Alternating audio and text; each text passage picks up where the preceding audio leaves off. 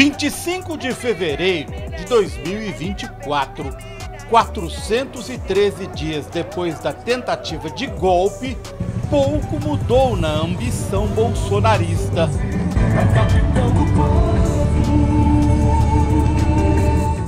Sim, por um bom tempo nós fomos negligentes, sim, ao ponto de falarmos que não poderiam misturar política com religião. E o mal tomou, o mal ocupou o espaço. Deus, família, Brasil e ódio. Vocês se prepararam mesmo, hein? Lógico! O que fazer nesse momento para tirar o Lula do poder? Rezar! Precisa de um cabo macho chegar lá e descarregar uma pistola na cabeça dele. Chegou o momento agora da libertação. Conhecereis a verdade e a verdade vos libertará.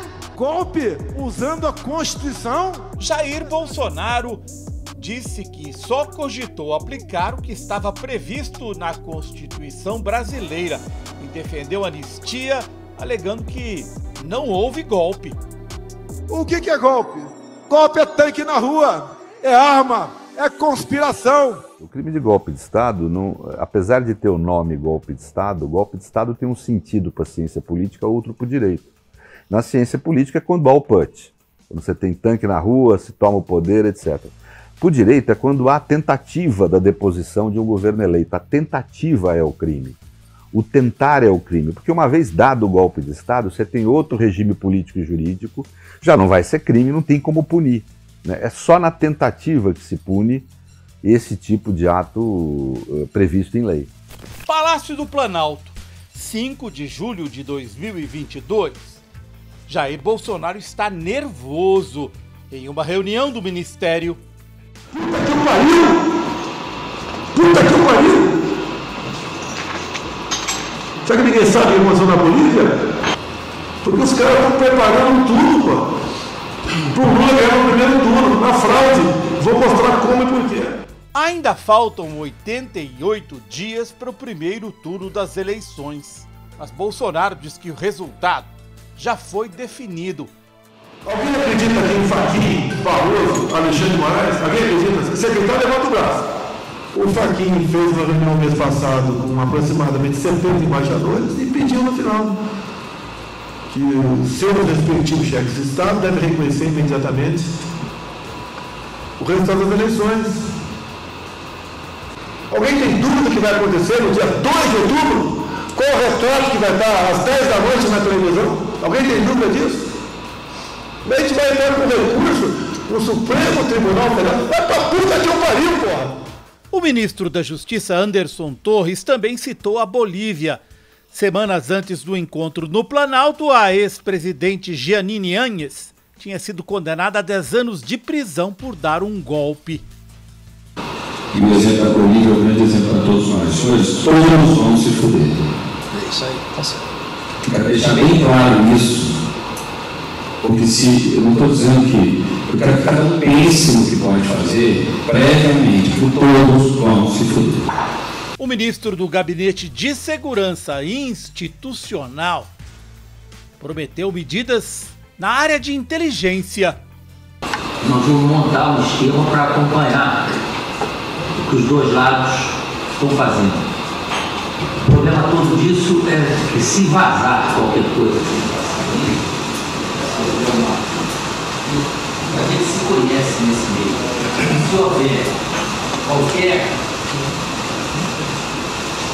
acusação de infiltração desse elemento da política, qualquer lugar. General, eu peço que o senhor não fale, por favor. Eu peço que não prossiga mais na tua observação aqui.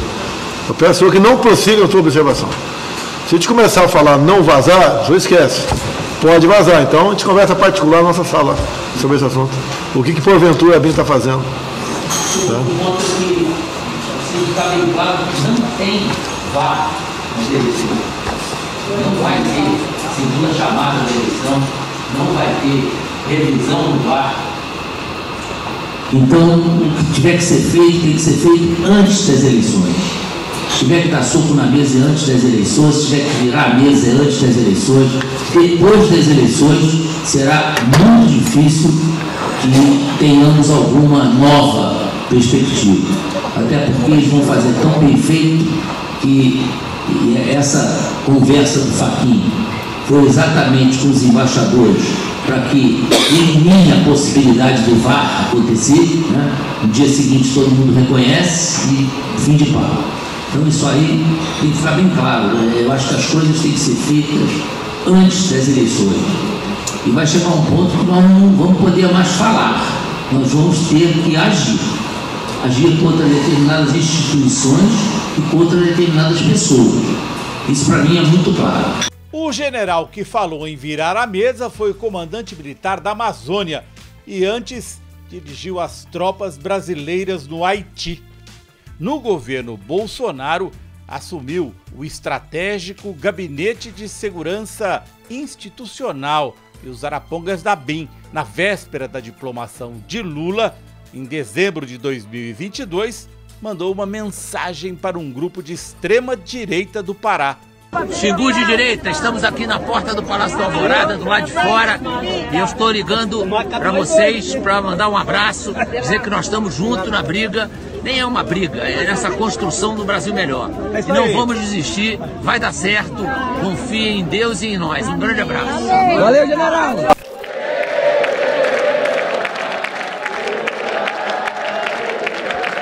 Lula foi diplomado no dia seguinte. Enquanto isso, o presidente Bolsonaro promoveu um verdadeiro comício do golpe. Um dia depois de se encontrar com o general Heleno, usou um porta-voz religioso. O povo brasileiro, por 14 anos, sucessivamente, foi roubado, foi estuprado por uma organização criminosa. Confiamos infinitamente mais no Deus que o Bolsonaro confia.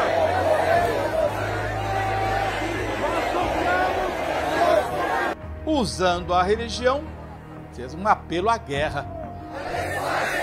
As nossas Forças Armadas, a maioria absoluta, é bandeira do Brasil. Soldados, inteligência, para que nunca prestem continência para um bandido safado.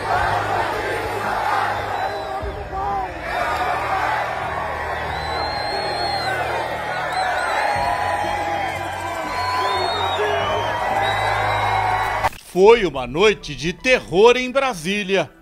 E a revista Fórum denunciou, através de um servidor da Polícia Federal, lotado no Palácio do Planalto. Foi uma ação para evitar a posse de Lula, que aconteceria em 20 dias.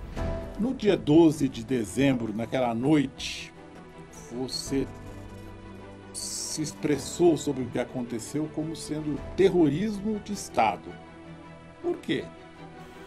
Esse aparato, que eu posso chamar de aparato estatal de terrorismo, ele começou a sair, a aflorar no dia 12, quando a gente acompanhou o primeiro episódio, né, de forma bem clara aos olhos de todos. Foi quando tentaram invadir a sede da Polícia Federal.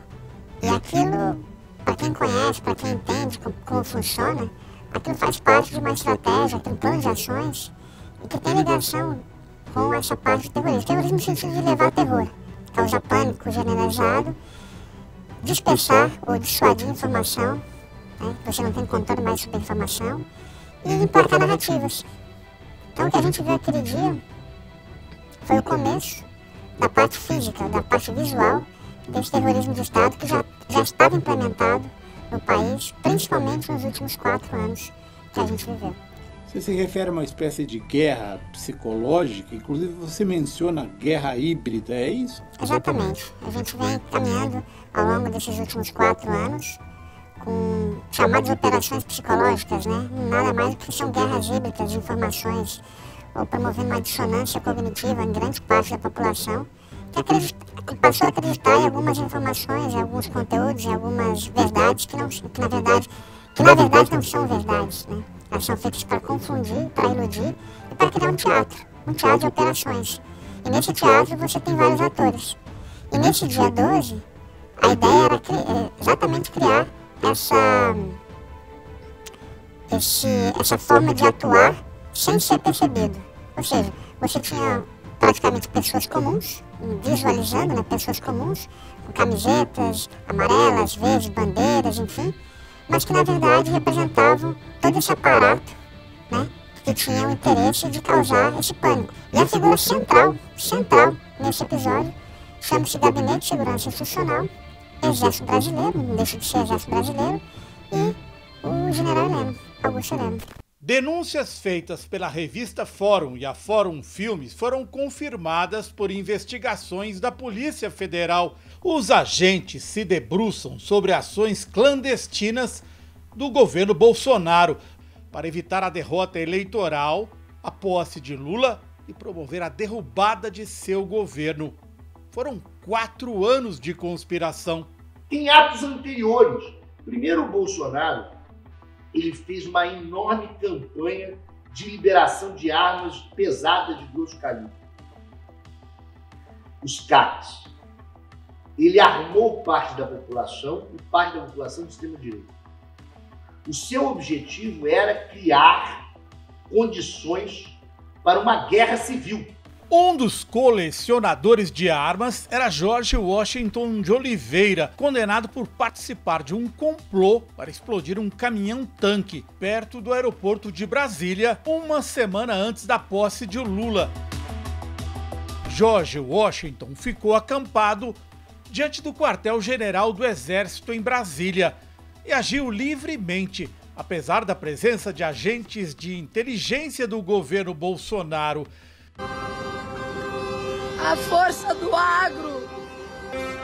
Verás que o filho teu não foge à luta! Foi a Polícia Civil de Brasília que prendeu Jorge Washington com um arsenal que incluía um rifle com mira telescópica. Desde então, a Polícia Federal prendeu 2 empresários, donos de uma rede de supermercados, como financiadores do acampamento.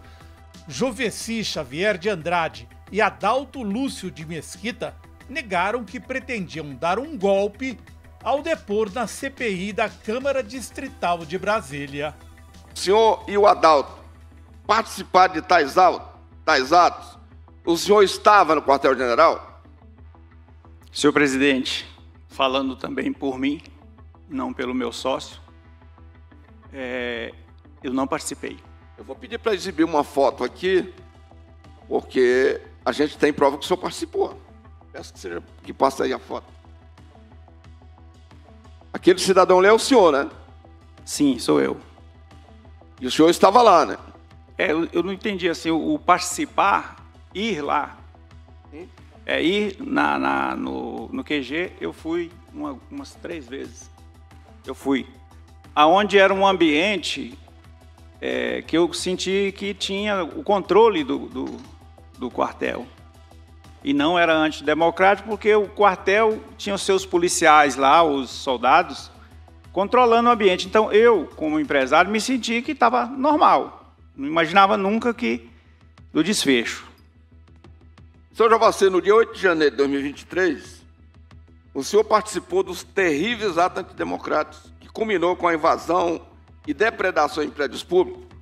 O senhor se lembra que o senhor participou? Eu fui lá. O senhor estava lá? Eu fui. Eu vou mostrar uma foto aqui, foto 3, para ver se o senhor se lembra dela. Ali é o senhor, né? Sou eu. E o senhor estava lá participando, né? Eu fui lá e eu participei. Como é que o senhor viu aquilo lá, aquela bagunça danada lá? Eu cheguei, eu saí de casa, eu gostaria até de juntar aqui um comprovante do Uber. Sim. Eu saí de casa por volta das 16 horas. Sim. Tá o recibo aí. Cheguei na rodoviária por volta de 16h20. Andei até chegar lá no ponto. Cheguei quase às 17 horas lá. onde tudo já tinha acontecido. O senhor acabou de falar que acredita nas instituições, que a urna é eletrônica, mas isso está falando fora Lula. Já havia a eleição? Ele já era presidente eleito? Eu acho que assim...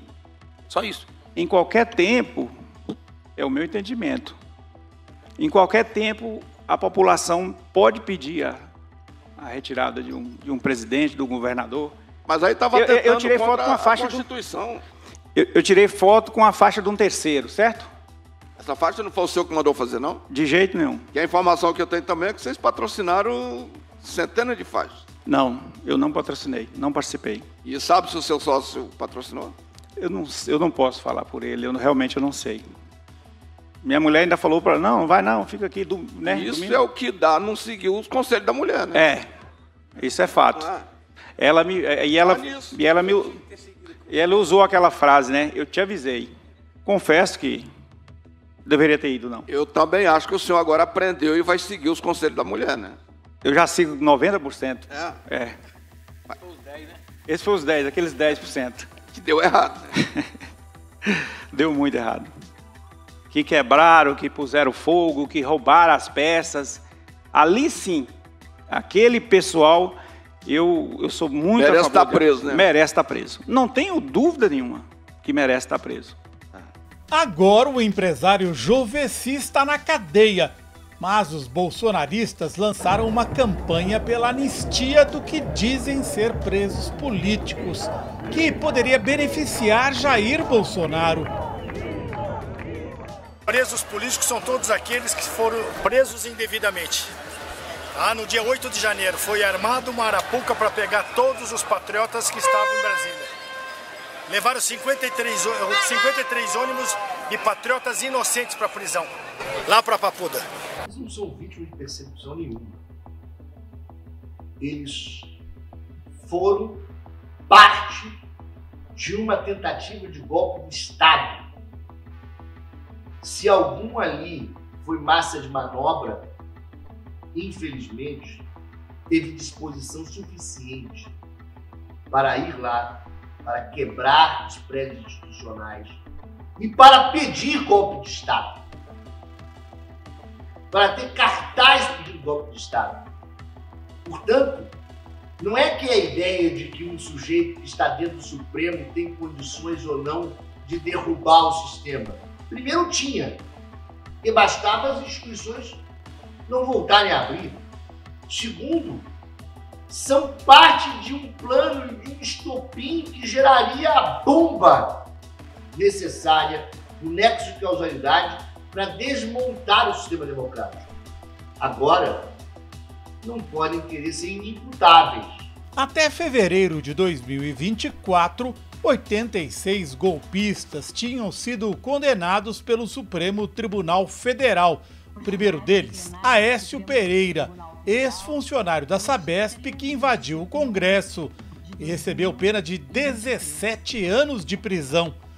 Amigos da Sabesp, quem não acreditou, tamo aqui. Quem não acreditou, também tô aqui por vocês, porra. Olha onde eu tô, na mesa do presidente. Jadilson, Wilson, Rony, tamo aqui, porra. Marcelão, tamo aqui, caralho, vai dar certo. Não desistam, saiam nas ruas. Parem as avenidas, dê corroboro pra nós, Pet. No julgamento de Aécio, o advogado de defesa Sebastião Coelho, militante bolsonarista, atacou o STF.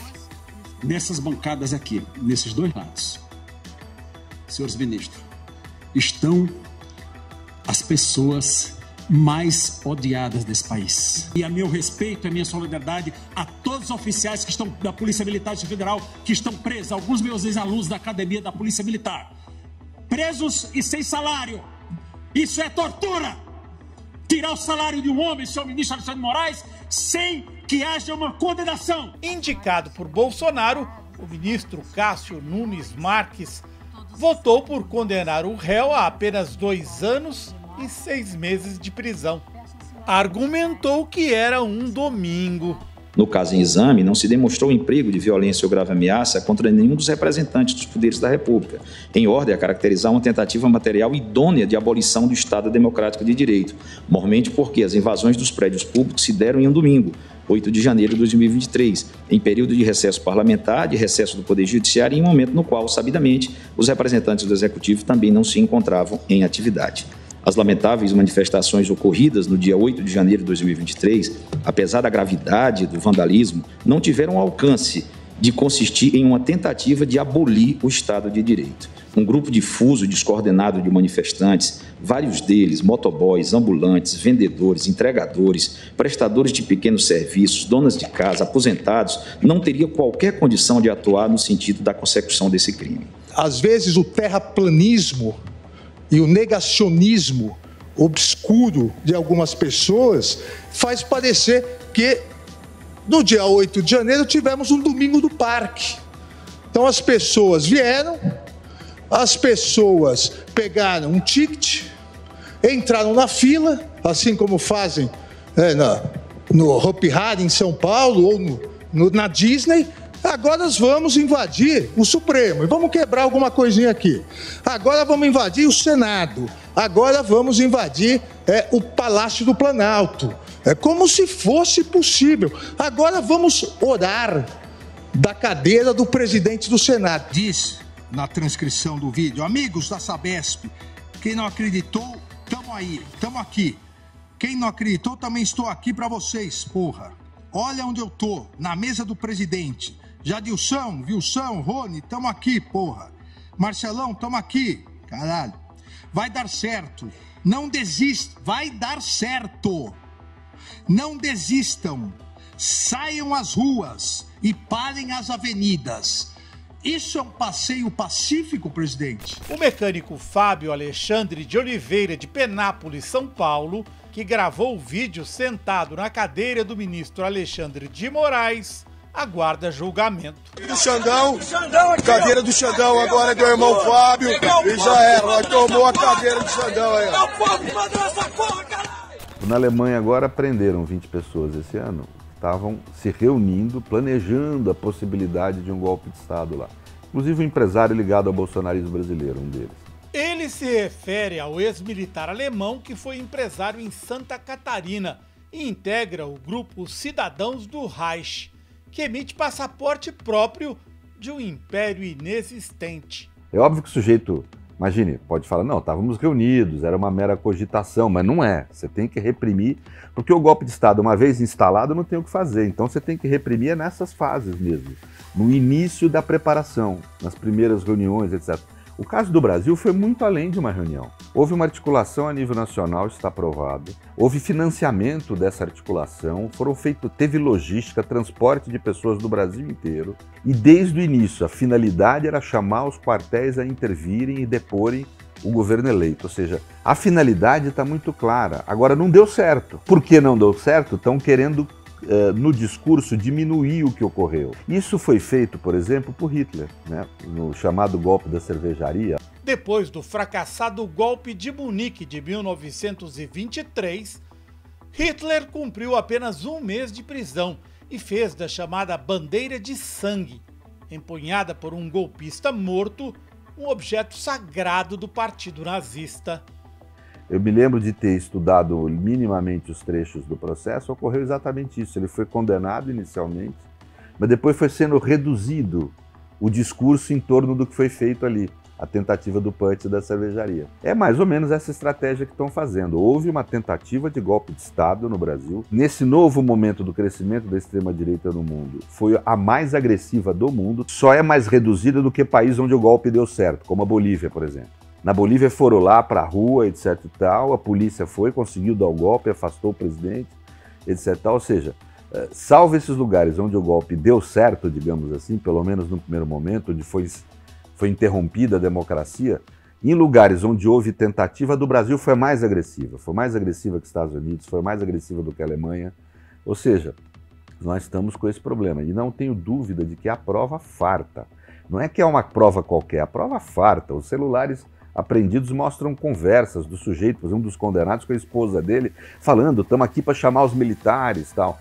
Quer dizer, a articulação, as falas no Facebook, no Instagram, nas redes sociais, demonstram claramente a intenção golpista. E, aliás, eu diria que até existem provas muito contundentes de um processo que se inicia com o movimento em frente aos quartéis. O movimento em frente aos quartéis não foi inocente. Aliás, se fosse tão democrático, seria em frente ao parlamento, não em frente aos quartéis. Foi em frente aos quartéis porque queriam convocar os militares a darem um golpe de Estado. E isso é tentativa de golpe. Quer dizer, ali já havia crime contra a democracia. E a farta prova. De acordo com as orientações do meu advogado e seguindo o habeas corpus que me foi concedido, permanecerei em silêncio.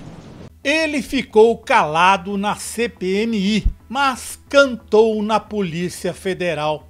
A partir da delação do ajudante de ordens Mauro Cid, braço direito de Jair Bolsonaro, os investigadores chegaram aos peixes graúdos da caserna.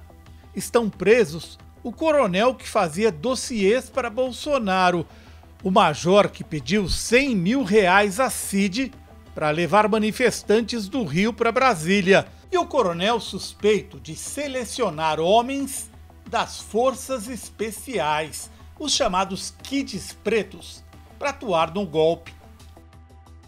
Sob investigação estão o tenente-coronel acusado de atuar na desinformação, o comandante das Forças Especiais em Manaus, encarregado de mobilizar acampamentos diante de quartéis, o líder do Batalhão de Operações Psicológicas de Goiânia, o subcomandante do Centro de Instrução de Guerra na Selva,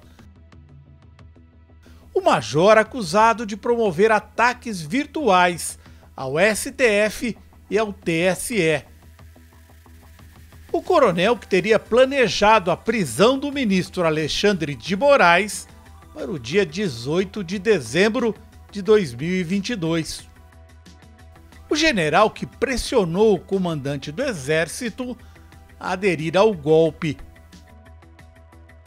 O chefe do Comando de Operações Terrestres de Goiânia, que deslocaria tropas para Brasília e prenderia autoridades.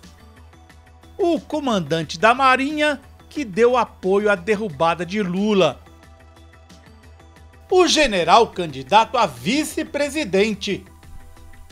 E o general que seria a eminência parda por trás da conspiração. Na reunião de julho de 2022 no Palácio do Planalto, relembremos o que disse o general Augusto Heleno. Isso aí tem que ficar bem claro, né? Eu acho que as coisas têm que ser feitas antes das eleições.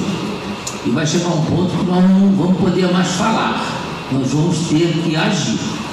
Agir contra determinadas instituições e contra determinadas pessoas.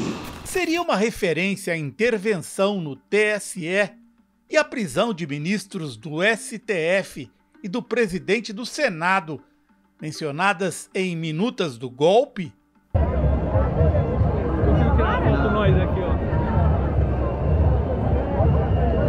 O risco de prisão levou Jair Bolsonaro de volta às ruas, com ameaças de aliados. Nenhuma suposta ameaça ao Estado Democrático de Direito justifica tal devassa persecutória ao arrepio da lei.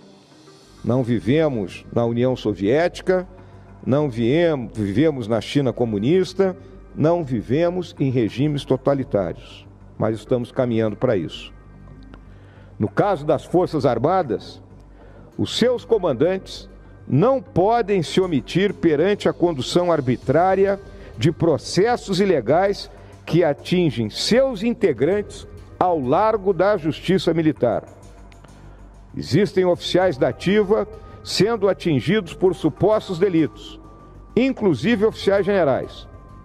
Não há o que justifique a omissão da Justiça Militar. Veja, é a primeira vez na história do país em que a Justiça Civil julga uma tentativa de golpe de Estado, incluindo a participação de militares. Primeira vez. Primeira vez na história do país. Agora, por quê? Primeiro, os militares são servidores públicos que estão submetidos aos poderes civis. Exército, Marinha e Aeronáutica não é poder. Pode ser poder armado, mas não é poder constitucional. Poder constitucional é executivo, legislativo e judiciário. E as Forças Armadas estão submetidas a esse poder. Portanto, cabe à Justiça Civil julgar quando o militar comete um crime além do interna corporis. Aliás, já é tempo de pensar na extinção da Justiça Militar em tempo de paz. Mas somente o Supremo Tribunal Federal tem condições de julgar, por exemplo, generais, almirantes. 11 de novembro de 2022, os comandantes militares, inclusive o do Exército, emitem uma nota dizendo que as manifestações diante dos quartéis não violavam a lei. Quando as manifestações eram para pedir a intervenção dos militares e, portanto, golpistas. E eu estou convencido, até hoje, que aquela nota do dia 11 de novembro de 2022, dos 3 comandantes militares, vitaminaram e foram fundamentais para o 8 de janeiro. Tudo isso faz da passagem do presidente Lula por Araraquara, no dia da tentativa de golpe, um momento histórico. A cidade tinha enfrentado uma tragédia com enchentes que arrastaram um automóvel e mataram 6 pessoas da mesma família. Ele desce do veículo, nós visitamos o local atingido e aí nós entramos no carro novamente. Aí eu vou buscar nas redes sociais e aí eu mostro para ele o Supremo sendo destruído. Ali eu vou te falar. Claro que você não fala isso para o presidente da República, mas eu tinha clareza que era uma tentativa de golpe, porque era orquestrado. A gente não sabia ainda do Palácio do Planalto, mas eu já imaginava, a hora que eu vi o Supremo, eu falei, eles vão para o Palácio. Porque era a simbologia dos 3 poderes. Então não era uma turba, né, um levante dos bolsonaristas. Aquilo tinha um roteiro, aquilo tinha um planejamento. O semblante do Lula mudou ali? Total. Total. Nesta sala estava tudo preparado para um encontro com autoridades locais. Reunião suspensa por causa da emergência em Brasília. E tem um momento que ele acaba ficando importante, porque ele é importante, é quando chegam as sugestões de GLO. As missões de garantia da lei e da ordem dão aos militares o direito de atuar com poder de polícia. De quem vieram as sugestões de GLO? Vieram de todos, com raras exceções, né? Claro que a situação ali era grave. Vem do Zé Múcio, ela é ponderada pelo Flávio Dino, ela é ponderada aqui na sala também, o ministro Marinho, vários ministros ponderam, ninguém descarta. Não é uma coisa assim, teve uma genialidade que descartou. Não, todos ponderam que a situação era grave. Então, não tem um autor da ideia, como não tem também um autor que diga não. A verdade é que quem questiona de forma muito veemente é a Janja. Porque ela diz assim, olha, eu estudei a GLO durante a transição por conta dos acampamentos. Ela falou assim, é entregar para os militares a solução. E aquela frase dela é muito importante, naquele momento. Porque o presidente liga imediatamente para o Messias. Jorge Messias é o advogado-geral da União. O Messias diz exatamente o que a Janja diz. O presidente é, de fato, construir a solução com a liderança dos militares. E aí ele reage exatamente dessa forma, né? Quando os ministros começam a perguntar, olha, o comando das forças, os comandantes estão esperando a GLO para agir. Ele diz assim, não vai ter GLO, e tem uma frase que eu acho que ela é histórica, ele diz assim, olha, quem quer poder que dispute eleição. E ali foi determinante, e não era uma afronta ao comando das forças. Não, é que ali ele faz a leitura da importância da resposta ser dada pelos civis. Se o governo eleito caísse na decretação da GLO, ele perderia a sua condição política de governar. E essa foi a grande concepção do Flávio Dino, hoje muito bem nomeado ministro do Supremo Tribunal Federal, e do presidente da República, que não caíram nesta armadilha e decretaram a intervenção no Distrito Federal. E isto foi fundamental para um recado aos outros governadores bolsonaristas que estariam com suas carreiras políticas em risco caso deixassem com que aquele caos se implementasse em outros estados. O plano para explodir o gasômetro no auge da ditadura militar em 1968 e as bombas no Rio Centro em 1981 foram tentativas dos extremistas de garantir a linha dura, não por coincidência, da mesma turma que chegou ao poder com Bolsonaro. O fato é muito semelhante com a bomba do Rio Centro, que nós acabamos de falar, com a tentativa de explodir o gasômetro. Seria uma implantação do caos que justificaria uma pseudo-intervenção militar. E, principalmente, se o governo não mostrasse força suficiente e, decretando a GLO, chamasse os militares. Portanto, o governo não caiu nesta armadilha. E quero fazer um recorte à senadora Damares. Foi a CPMI do golpe que colocou o guizo no rabo do gato. O chefão do 8 de janeiro concluiu a investigação. Foi Jair Bolsonaro. Sem votos, sem razão e sem hombridade, Jair Bolsonaro, ele mesmo reconhece, e aqui o demonstramos, buscou alternativas. Tentou anular o pleito, não funcionou. Tentou decretar intervenção no TSE, não teve o apoio de que precisava, embora os mais fiéis sempre estivessem dispostos a tudo e a qualquer preço. Estimulou o caos social para que conseguisse declarar o estado de sítio. Do ódio por tantos anos plantado, colheu bloqueios em estradas e rodovias e acampamentos em frente a instalações militares. Seu silêncio e sua ambiguidade, seus prepostos insuflaram as manifestações, mas também não deu certo.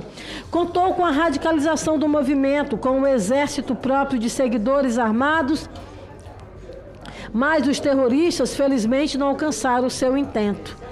E aqui, inclusive, foram indiciados. Fracassadas todas as tentativas, não teve alternativa. Deixou o poder, não teve a dignidade de transmitir a faixa e fugiu. Sabia que tinha ido longe demais e que a troca do governo, todos os desvios, todos os ilícitos, todos os lixos escondidos sob o tapete deveriam e viriam à tona. Ainda estão vindo. Mas os bolsonaristas não desistem. Como se nada tivesse acontecido, ainda querem a cabeça de Lula. Vamos tirar. Nós vamos tirar eles. Os militares? Os militares têm metade. Bandeiras de Israel dominaram o cenário em repúdio a declarações do presidente Lula condenando o genocídio em Gaza. As crianças, pela democracia, por nós, por Bolsonaro. Boa parte da igreja brasileira, ela sofreu a influência de uma teologia que ela surge na Inglaterra, mas ela é condensada e espalhada assim violentamente nos Estados Unidos, final do século XIX, início do século XX. Isso vai chegar no Brasil com uma força imensa, que é uma teoria que a gente chama de dispensacionalismo. Então, o que acontece com Israel é importante para acontecer também aqui no Brasil. Tudo que acontece lá vai acontecer aqui. Tudo que acontece com Israel reflete na ideia de um fim do mundo, para que a volta de Jesus aconteça, para que tudo seja estabelecido, o reino de Deus, isso segundo essa teologia. Israel é o povo escolhido de Deus, é a descendência de Abraão, né? E a nação santa.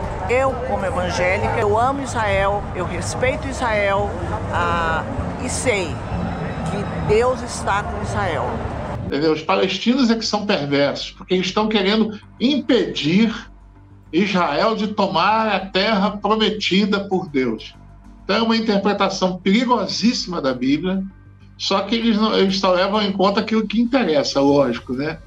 Porque é uma interpretação que, se fosse levado literalmente mesmo, excluiria o Brasil da ideia. Excluiria todo mundo. Seria somente, a promessa é só para Israel. Brasileiros, cristãos, parece que nós estamos encurralados. Faraó com seus cavaleiros, nós estamos no meio do mar. Mas Deus alimentou Moisés dizendo: primeiro fiquem quietos e em seguida dizem ao povo que marche. E se nós marcharmos, o mar vermelho vai se abrir. Mas a diferença é que Jesus está no nosso barco. Parece até uma reprise do que aconteceu há mais de 60 anos. Patrocinado pela Central de Inteligência Americana, a CIA, o padre irlandês Patrick Peyton, pároco de Hollywood, viajou o mundo, inclusive o Brasil, com sua mensagem anticomunista. A Cruzada do Rosário inspirou as marchas da família com Deus pela liberdade no Brasil. Com o apoio de empresários, foi o pretexto usado pelos militares para golpear a democracia em 1º de abril de 1964. Foram 21 anos de arroxo salarial, cassações, censura à imprensa, fechamento do Congresso e desaparecimentos. Só no estado de São Paulo funcionaram 26 centros de aprisionamento, como este prédio, onde hoje fica o Memorial da Resistência, e o maior de todos os centros de tortura, onde atuou o ídolo da família Bolsonaro, o coronel Carlos Alberto Brilhante Ustra. Foi muito adequado a gente ter vindo visitar o DOI-CODE num dia chuvoso. Foi o maior centro de torturas do Brasil. Primeiro, como Operação Bandeirante, financiada por empresários paulistas que importaram técnicas de tortura dos Estados Unidos. Depois, atrás da delegacia de polícia, funcionou o Centro de Operações do Exército, que se espalhou por todo o Brasil. Aqui foi suicidado o jornalista Vladimir Herzog. E aqui, durante 4 anos, reinou Carlos Alberto Brilhante Ustra. Aqui nos fundos. E a gente conversou com uma das vítimas dele. Olha, logo que eu cheguei lá no DOI-CODE, que me soltaram até é ridículo falar isso, né? Me deixaram lá dentro do pátio e agarraram o César e o Daniele.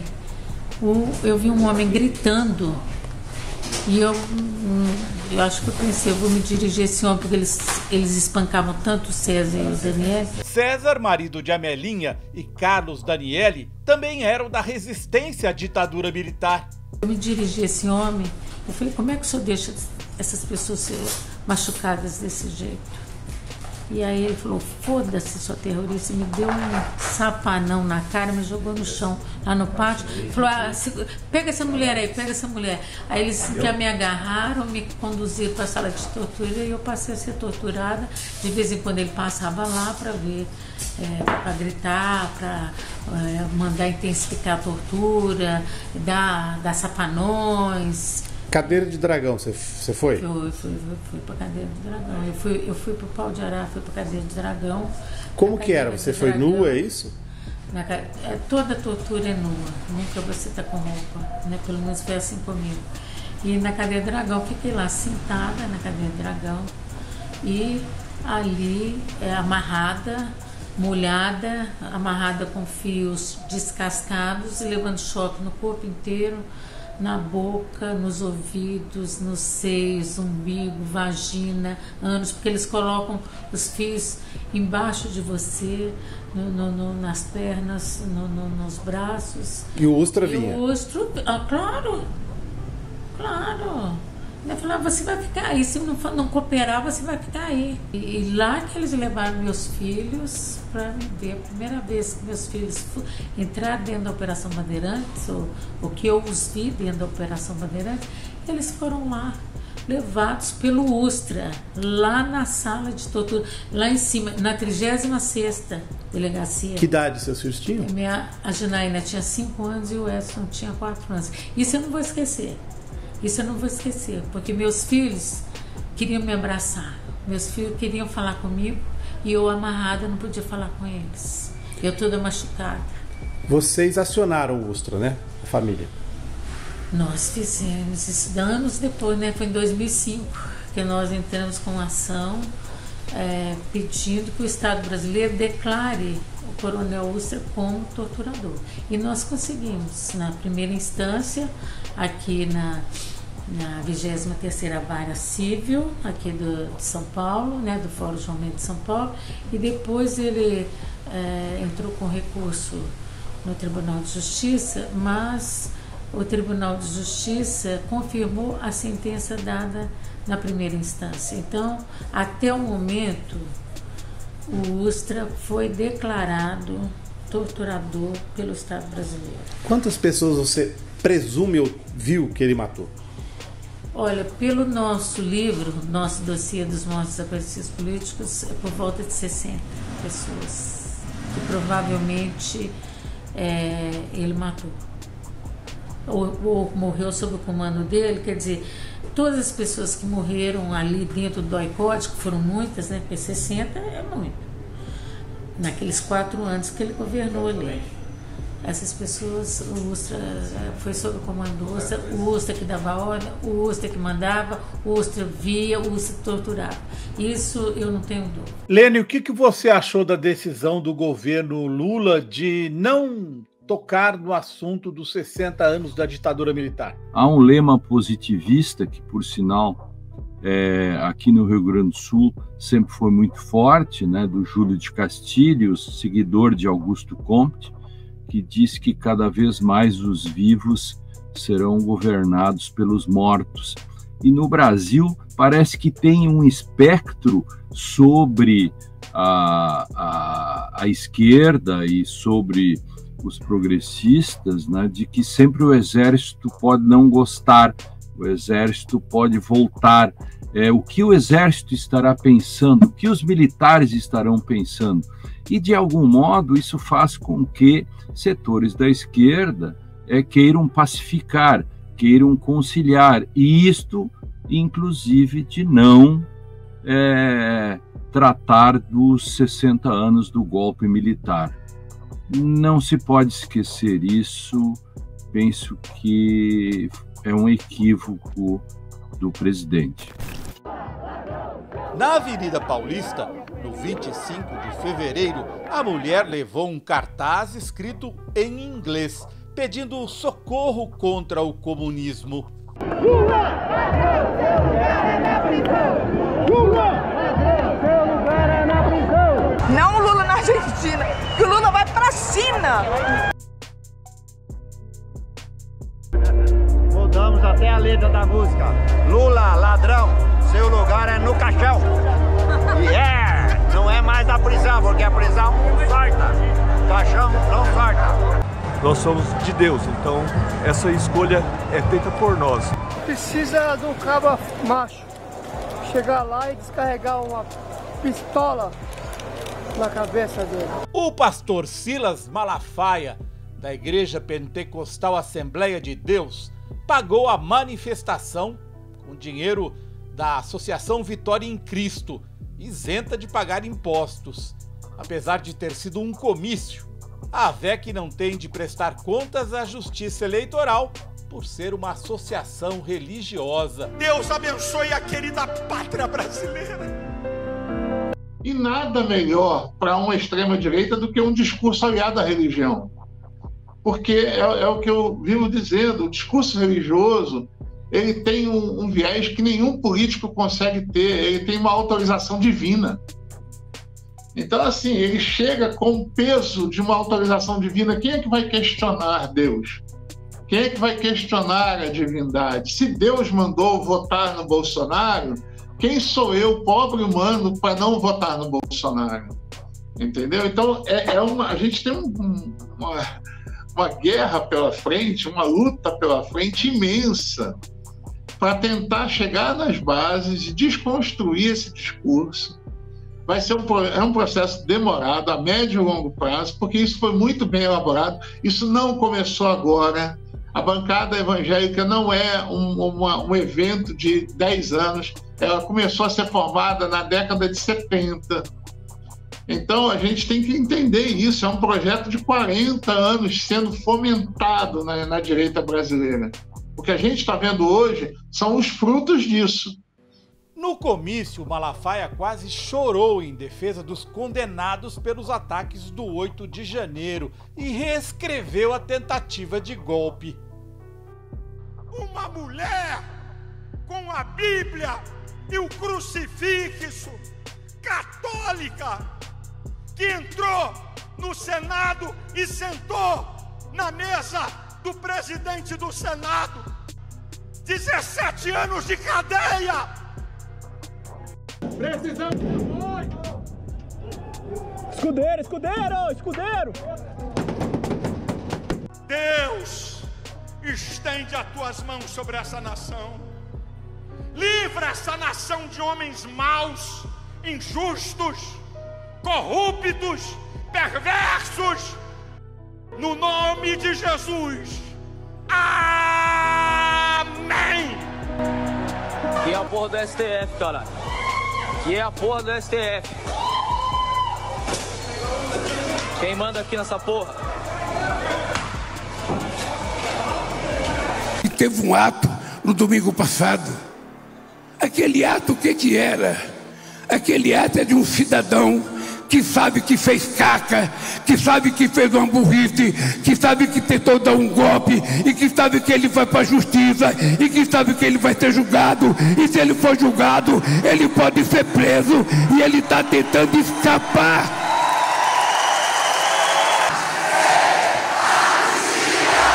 A verdade nua e crua é que esse cidadão preparou um golpe para o país. Quando ele ficou trancado dentro de casa várias semanas, que a gente não sabia se ele estava chorando, o que ele estava fazendo, ele estava preparando um golpe. Ele estava tentando imaginar como é que ele ia fazer para não deixar o presidente eleito tomar posse. E eu acho que ele se borrou de medo e resolveu ir embora para os Estados Unidos para não ver a posse. E ele imaginava que as pessoas que ele pagou, que ele organizou e que ele ajudou a financiar para ficar na porta dos quartéis, ele achava que essa gente ia dar o golpe e possivelmente ele fosse ungido pelo povo fascista desse país a voltar nos braços do povo para assumir a presidência da República. Era isso que estava desenhado. E era isso que não aconteceu, porque ele ficou com medo da posse. Aquela posse foi uma demonstração de que as urnas eletrônicas não mentiram para ele. As urnas eletrônicas disseram que nós ganhamos as eleições e que ele tinha que aprender a respeitar o resultado das eleições.